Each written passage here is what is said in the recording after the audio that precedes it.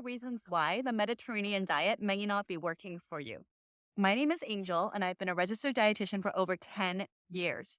This video is part of the final video of a 4-part series. Reason number 1. So, did you know that of 100% of the cholesterol floating around in our bodies, 80% is created by our own liver, which means that the other 20% is coming from the food that we eat. At any given time, you only have 20% of control because you get to choose what you put in your body, but you can't control the cholesterol that your liver is already producing. And again, that's 80%.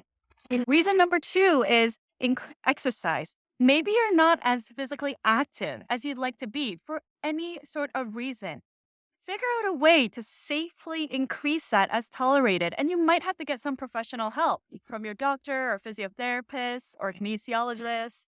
Reason number 3, perhaps you're a smoker, and we know that tobacco intake could greatly reduce your ability to improve those cholesterol levels. And reason number 4 is sleep.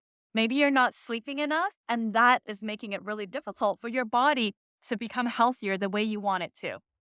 When our bodies are not resting appropriately, it also cannot recover, and our health does not improve in the way that it could as well. Like, follow, or share for more. Thanks for watching.